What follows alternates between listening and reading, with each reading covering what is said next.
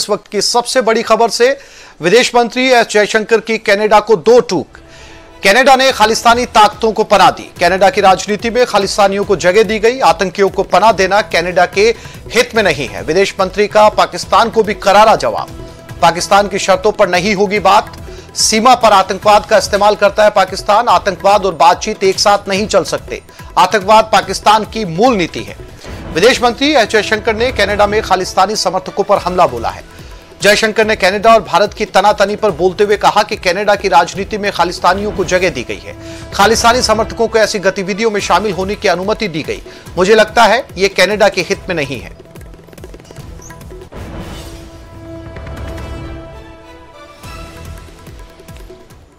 Issue at heart is the fact that in Canadian politics, these Khalistani forces have been given a lot of space and have been allowed to indulge in activities which I think are damaging to the relationship, clearly not in India's interest, but I would argue not in Canada's interest either.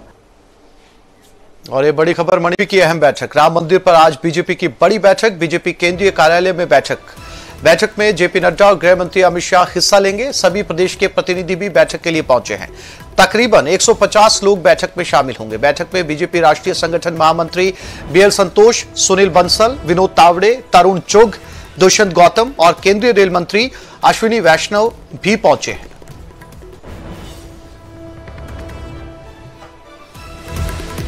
Delhi में BJP की अहम बैठक है जिसमें BJP के राष्ट्रीय अध्यक्ष JP Nadda शिरकत कर रहे हैं। केंद्रीय गृह मंत्री अमित शाह, केंद्रीय रेल मंत्री अश्विनी वैष्णव पहुंचे हैं।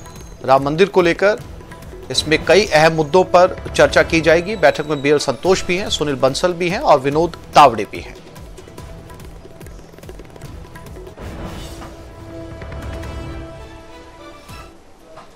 पीएम मोदी दक्षिण भारत के दौरे पर हैं। साल 2024 के दौरों की शुरुआत पीएम ने दक्षिण भारत से की है। पीएम मोदी तमिलनाडु, केरल और लक्षद्वीप के दौरों पर हैं। इसी कड़ी में पीएम मोदी आज तमिलनाडु पहुंचे, जहां पीएम मोदी भारती दासन विश्वविद्यालय दीक्षांत समारोह में शामिल हुए। पीएम मोदी दक्षिण भारत को करोड़ों की सौगात देंगे। पीएम तमिलनाडु को 19,850 करोड़ और लक्षद्वीप को 1150 करोड़ रुपए की सौगात देंगे। खास बात यह है कि आजादी के बाद पहली बार लक्षद्वीप को सबमरीन ऑप्टिक फाइबर केबल से जोड़ा जाएगा। तमिलनाडु में प्रधानमंत्री तिरुचिरापल्ली अंतर्राष्ट्रीय हवाई अड्डे पर नए टर्मिनल भवन का उद्घाटन करेंगे। पीएम लक्षद्वीप में एक जनसभा को भी संबोधित करेंगे।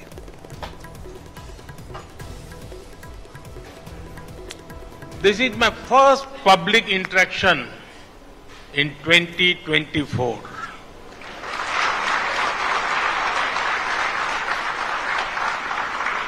I am happy to be in the beautiful state of Tamil Nadu and among young people. I am also glad to learn that I am the first Prime Minister to have the privilege of coming to a convocation here. और राजधानी जयपुर से बड़ी खबर। राजधानी में स्वच्छता अभियान। PM गृह मंत्री के दौरे से पहले स्वच्छ होगा जयपुर। बीजेपी का आज से 3 दिन का स्वच्छता अभियान। जयपुर में 5 से 7 जनवरी तक डीजी आईजीपी कॉन्फ्रेंस होगी। महापुरुषों की मूर्तियों की भी सफाई होगी। सफाई अभियान से जुड़ेंगे बीजेपी के दिग्गज नेता। तो आज से 3 दिन तक गुलाबी शहर को साफ किया जाएगा, क्योंकि 5 से 7 जनवरी तक डीजी और आईजीपी कॉन्फ्रेंस यहां पर होने जा रही है, जिसमें खुद प्रधानमंत्री नरेंद्र मोदी हिस्सा लेंगे। जितने भी स्टैचू हैं राजधानी में महापुरुषों के, उन्हें भी साफ किया जाएगा।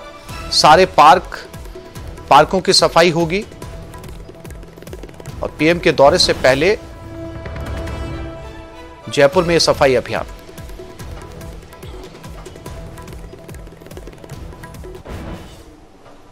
केंद्रीय गृह मंत्री अमित शाह ने आज नई दिल्ली में एक उच्च स्तरीय बैठक बुलाई, जिसमें जम्मू कश्मीर में विकास कार्यों और सुरक्षा स्थिति की सीमावर्ती राजौरी और पुंछ के विशेष संदर्भ के साथ समीक्षा की जाएगी। बैठक में उपराज्यपाल मनोज सिन्हा, केंद्रीय गृह सचिव AK भल्ला, जम्मू कश्मीर से जुड़े गृह मंत्रालय के शीर्ष अधिकारी, अर्धसैनिक बलों और खुफिया एजेंसियों के प्रमुख, मुख्य सचिव अटल डुल्लू, वित्तीय आयुक्त और अतिरिक्त मुख्य सचिव गृह RK गोयल, पुलिस महानिदेशक समेत कई अधिकारी शामिल होंगे। पिछले दिनों 27 दिसंबर को रक्षा मंत्री राजनाथ सिंह ने राजौरी का दौरा किया था और दोनों जिलों की स्थिति की समीक्षा भी की थी।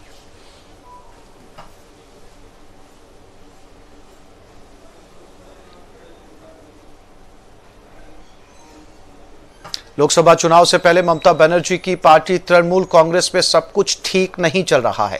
पार्टी में अंतर्कलह की खबरें सामने आ रही हैं। जानकारी के मुताबिक ममता बनर्जी अनुभवी नेताओं का समर्थन कर रही हैं, तो दूसरी तरफ उनके भतीजे अभिषेक बनर्जी बुजुर्ग लीडर्स की रिटायरमेंट की बात कर रहे हैं और इसी मुद्दे को लेकर टीएमसी में विवाद बढ़ गया है। टीएमसी नेता सुब्रत बख्शी ने कहा कि जो चुनाव आगे आ रहा है, अभिषेक बनर्जी हमारे राष्ट्रीय जनरल सेक्रेटरी हैं, निश्चित ही वे पीछे नहीं हटेंगे और इसी बयान के बाद पार्टी में घमासान मच गया। वहीं टीएमसी के इस पूरे विवाद पर बीजेपी ने निशाना साधा। बीजेपी ने कहा कि अभिषेक बनर्जी ममता के करीबी नेताओं से नाराज चल रहे हैं और वो पार्टी में युवा लोगों को मौका देना चाहते हैं। देखिए, ये तो होना ही था। ये जो परिवारबद्ध जो दल है, पार्टी है, इसमें यही होना है। आज हमारे पश्चिम बंगाल के जो शिक्षक शिक्षिका जो रास्ते में बैठे हैं, 1000 दिन के ऊपर हो गया है। आज कहाँ पार्टी जाके, मुख्यमंत्री जाके, जनरल सेक्रेटरी अभिषेक बनर्जी जाके बोलेंगे कि आपका नौकरी हम 2 महीना में देते हैं, 1 महीना में देते हैं। वो नहीं, आज अपना पार्टी के अंदर में ये झगड़ा, ये द्वंद्व, ये सब चल रहा है। तो आज जैसे ये परिवारवाद पार्टी है, इसमें ऐसा ही होना है। टीम तैयार, विभाग का इंतजार। मंत्रियों को विभागों का इंतजार है। विस्तार के बाद मंत्रियों को विभाग का इंतजार जल्द हो सकता है। मंत्रियों के विभागों का बंटवारा। कल कई मंत्रियों ने संभाला था मंत्री का पदभार, आज भी कई मंत्री संभालेंगे मंत्री पद। तो विस्तार के बाद अब सभी मंत्री अपने अपने विभाग का इंतजार कर रहे हैं। किस मंत्री को कौन सा विभाग सौंपा जा सकता है, इसको लेकर कयास। कल भी कई मंत्रियों ने अपना पदभार संभाला था और आज भी कई मंत्री अपना पदभार संभाल सकते हैं और उसके बाद विभागों का बंटवारा।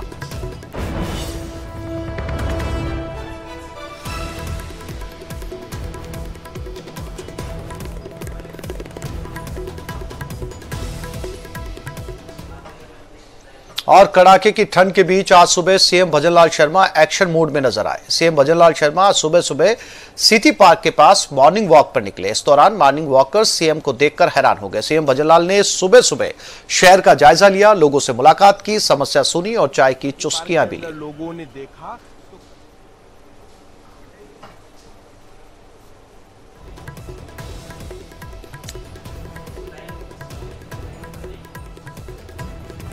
तो ये तस्वीरें आज जल्दी सुबह की हैं, जब सिटी पार्क पहुंच गए अचानक से मुख्यमंत्री भजनलाल शर्मा और यहां पर जो लोग मॉर्निंग वॉक के लिए निकले थे उनके साथ चर्चा की, बातचीत की, उनकी समस्याएं सुनी, साथ ही साथ उनके साथ बैठकर चाय भी पी। ये तस्वीरें सिटी पार्क की। बच्चों से भी मुलाकात की और मौके पर ही जन सुनवाई भी कर डाली।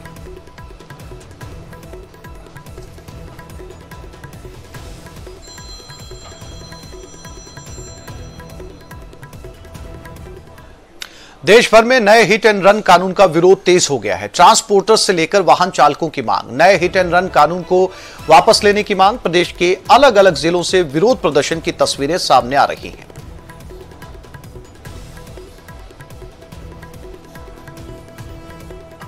तो नए कानून के विरोध में सड़क पर ड्राइवर उतर गए हैं और खास तौर पर प्रदेश के बॉर्डर वाले जो हिस्से हैं उनके ऊपर ये विरोध प्रदर्शन तेज है। यहां से निकलने वाले वाहनों को रोका जा रहा है और जो रसद सामग्री है, जो खान पीन रोजमर्रा के तौर पर काम में लिया जाता है, उसकी आपूर्ति भी अब बाधित होने लगी है। जयपुर में ड्राइवर्स के नए कानून का विरोध जारी है। प्रदेश के कई हिस्सों में ट्रकों का संचालन बंद कर दिया गया है। जरूरी सामान की आपूर्ति भी प्रभावित हो रही है। जयपुर में कमर्शियल वाहन महासंघ की ओर से कलेक्टर को ज्ञापन सौंपा जाएगा। कमर्शियल वाहन महासंघ की ओर से कल बंद रखा जाएगा। प्रदेश में निजी बसों का संचालन आज भी प्रभावित है। कई रूट्स पर निजी बस संचालक अपनी बसें नहीं चला रहे हैं।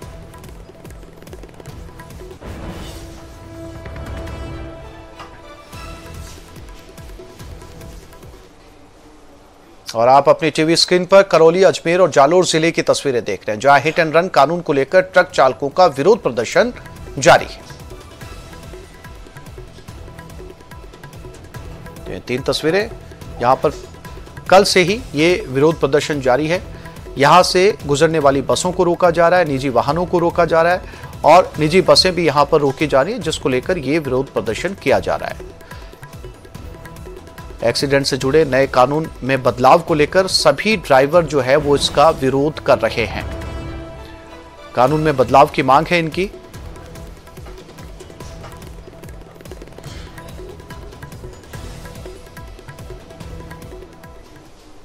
और राजधानी जयपुर में भी हिट एंड रन कानून का विरोध जारी है। आमेर पर्यटन नगरी में जीप चालकों ने विरोध जताया। मावठा पार्किंग में जीपों को खड़ा करके विरोध जता रहे हैं। जीपों से पर्यटकों को आमेर फोर्ट तक नहीं ले जाया जा रहा। आमेर फोर्ट के जाने के लिए पर्यटक परेशान हैं, पैदल जाने को मजबूर हैं। जीप चालकों ने केंद्र सरकार से मांग की है दुर्घटना में 10 साल की सजा, भारी जुर्माना वापस लेने की।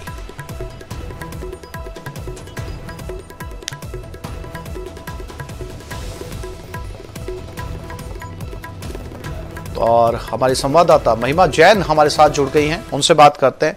महिमा, क्या अपडेट आमेर फोर्ट से, क्योंकि काफी दूर जो है पर्यटकों को चलकर जाना पड़ता है, ऐसे में सभी जीप चालक जो है वो उन्होंने अपनी सेवाएं ठप कर दी है। महिमा।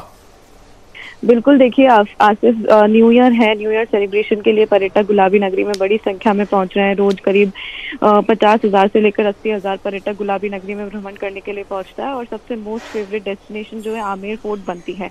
अब ऐसे में वहां पर जीप संचालकों द्वारा आज विरोध जताया जा रहा है। जैसे कि हम सभी जानते हैं, केंद्र सरकार ने दुर्घटना ना हो उसको ध्यान में रखते हुए 10 लाख रुपए जुर्माने की बात कही है और वो मांग को वापस करने के लिए इन जीप चालकों द्वारा जो है। महिमा, ये सांकेतिक विरोध है या अनिश्चित काल के लिए इन्होंने जो है अपनी जीप सेवाओं को बंद कर दिया है?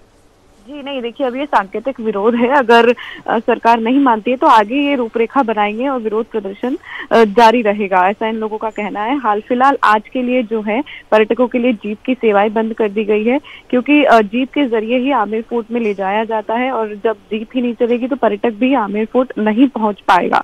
तो ऐसे में पर्यटकों को भी दिक्कत होगी। तो इनका कहना है कि जब भी हम शुरू करेंगे, जब सरकार से हमारी बात होगी या सरकार हमें आश्वासन देगी। अभी तक सांकेतिक जो है विरोध बताया जा रहा है, विरोध जताया जा रहा है। और पार्किंग मावठे में सभी जीपों को खड़ा कर रखा है ताकि कोई भी पर्यटक को बाहर से जीप ना मिल सके। और पूरी यूनियन में एकजुटता दिखाई दे रही है। एक भी जीप आज चल नहीं रही है, कोहरा बहुत है सुबह से। तो ऐसे में पर्यटक भी पैदल भी जाने में मुश्किल हो पा रही है।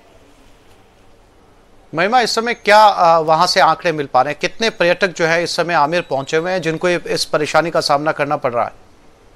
जी देखिए आसिफ, बिल्कुल आज जो न्यू ईयर है, न्यू ईयर मतलब अगले 15 दिनों तक चलता रहेगा। 15 जनवरी तक जो है प्राइम पखवाड़ा माना जाता है टूरिस्ट सीजन का।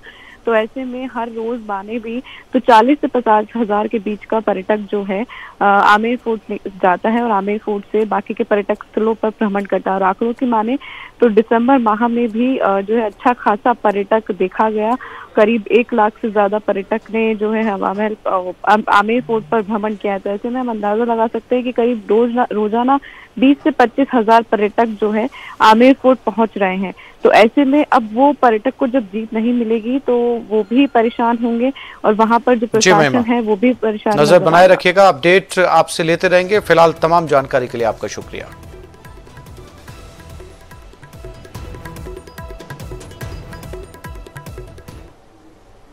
और ये खबर बीकानेर से, सड़क दुर्घटना को लेकर नए कानून का विरोध जारी है। ट्रांसपोर्ट कर्मचारी फेडरेशन और ऑटो चालकों ने विरोध किया। राष्ट्रपति के नाम कलेक्टर को ज्ञापन सौंपा, कानून वापस लेने की मांग रखी है। तो चारों तरफ से विरोध की खबरें। ये खबर बीकानेर से। नए कानून के विरोध में बीकानेर में भी ट्रांसपोर्ट कर्मचारी फेडरेशन और ऑटो चालकों ने अपना विरोध जताया है। राष्ट्रपति के नाम ज्ञापन सौंपा है कलेक्टर को। मांग है कि जो नया कानून बना है उसे वापस लिया जाए।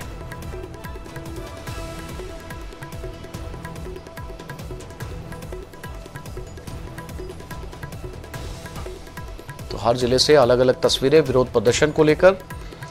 खास तौर पे ड्राइवर्स एसोसिएशन को छोड़ दिया जाए तो जो ड्राइवर्स हैं जो इन एसोसिएशन में काम करते हैं वो विरोध कर रहे हैं। और पंजाब से बड़ी खबर, जालंधर में डीएसपी दलबीर सिंह का शव मिला। पंजाब के संगरूर में तैनात थे डीएसपी दलबीर सिंह। मामले की जांच में पंजाब पुलिस जुट गई है। पंजाब के जालंधर में संगरूर के डीएसपी का शव मिला है।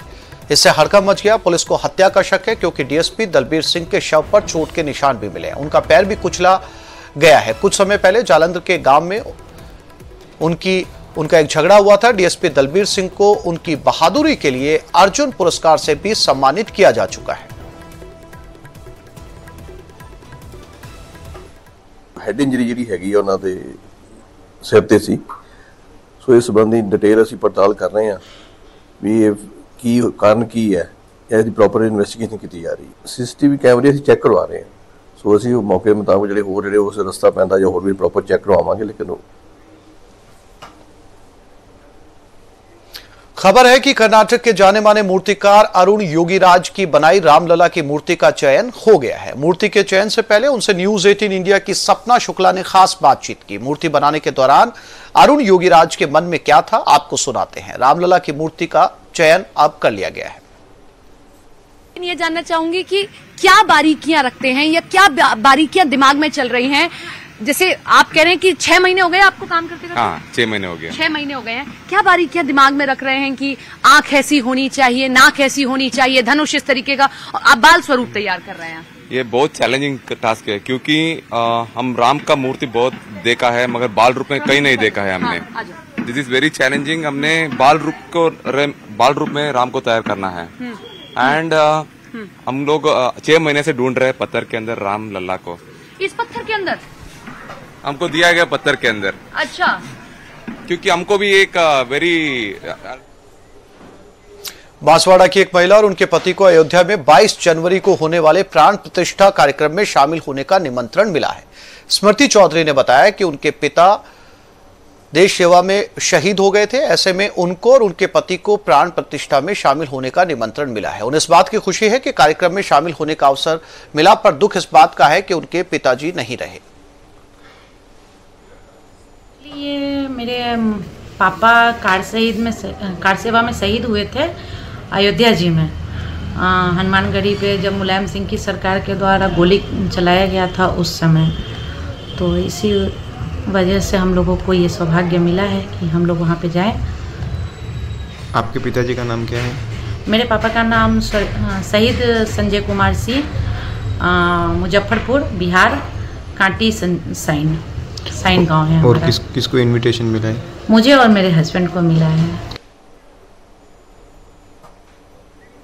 और राजधानी जयपुर से बड़ी खबर, विमानों की लैंडिंग में देरी। कोहरे की वजह से विमानों की लैंडिंग में देरी हो रही है। थोड़ी देर पहले 40 मिनट तक एक फ्लाइट हवा में अटकी रही। स्पाइसजेट की फ्लाइट SG57 की लैंडिंग का यह मामला है। दुबई से जयपुर आई थी स्पाइसजेट की फ्लाइट। मौसम साफ होने के बाद यह फ्लाइट लैंड कर पाई।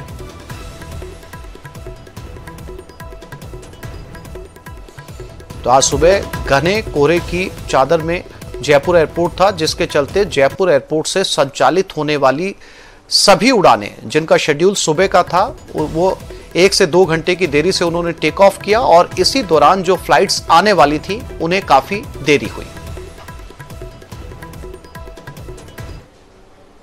और प्रदेश में सर्दी का सितम जारी है। भीषण ठंड के बीच लोगों को अलाव का सहारा लेना पड़ रहा है। आप अपनी टीवी स्क्रीन पर 5 तस्वीरें देख सकते हैं आज सुबह के मौसम की।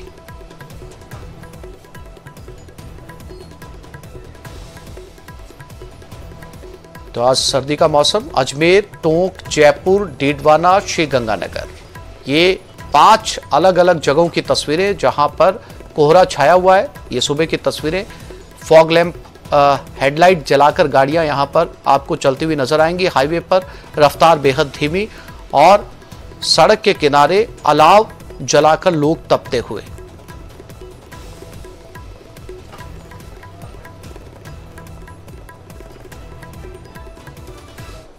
विकसित भारत संकल्प यात्रा के तहत आज दौसा के बड़ा गांव ग्राम पंचायत में शिविर प्रस्तावित है, लेकिन सुबह 9:30 बजे शिविर को शुरू होना था।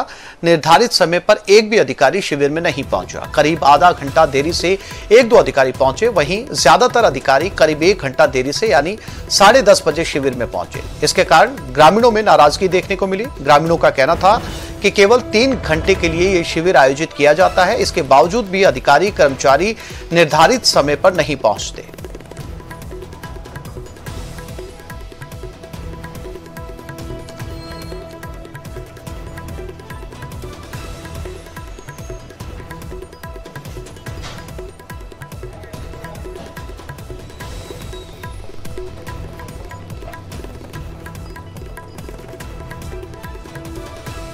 दौसा में विकसित भारत संकल्प यात्रा के तहत 8 जगहों पर शिविरों का आयोजन किया गया है। जिले के सूरजपुर में भी शिविर का आयोजन किया गया, जिसमें सांसद जसकौर मीणा भी मौजूद रही। इस कार्यक्रम में ग्रामीणों को केंद्र सरकार की योजनाओं की जानकारी दी गई, साथ ही पात्र लाभार्थियों को केंद्र सरकार की योजनाओं से जोड़ा गया।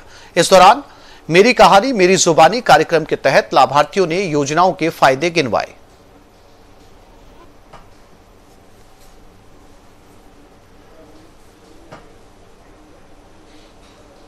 और झुंझुनू में भी सर्दी का सितम जारी है। ऐसे में कोई भी व्यक्ति खुले आसमान के नीचे सर्द रातों में परेशान ना हो, इसके लिए जिला प्रशासन पूरी तरीके से सतर्क है। जिला प्रशासन ने जिले में रैन बसेरों का संचालन किया, जहां पर कोई भी व्यक्ति रुक सकता है। सोमवार को ज्यादा सर्दी का प्रकोप था। इसी बीच रात को अचानक जिला कलेक्टर नगर परिषद और न्यू प्राइवेट बस स्टैंड के पास बने रैन बसेरों में पहुंचे और वहां की व्यवस्थाओं का जायजा लिया।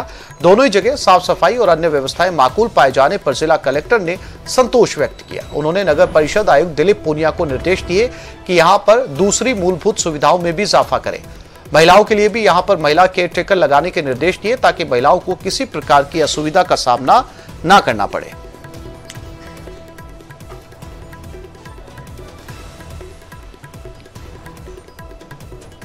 कोटा में आज भी शहर सहित ग्रामीण अंचल के इलाकों में 1.5 घंटे से 5 घंटे तक बिजली बंद रहेगी।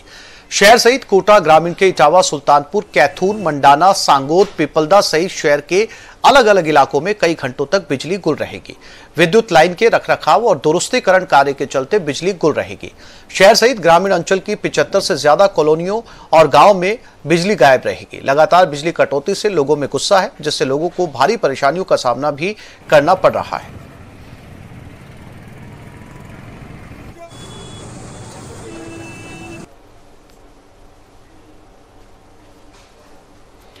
झालावाड़ जिले का अधिकांश इलाका कोहरे के आगोश में लिपटा रहा। जिला मुख्यालय झालावाड़, झालरापाटन, डग, रायपुर, मंडावर सहित कई इलाकों में कोहरा छाया रहा। इसके चलते सड़कों पर विजिबिलिटी काफी कम हो गई। वाहन चालकों को भी सड़कों पर कोहरे के कारण हेडलाइट जलाकर अपनी गाड़ियां चलानी पड़ी। वहीं कोहरे के चलते तापमान में भी खासी कमी देखी गई। इस कारण लोग अलाव का सहारा लेते हुए नजर आए। रात का पारा भी जिले में 9 डिग्री पर आकर टिक गया। ऐसे में लोग सुबह देर तक कंबल में दुबके रहे।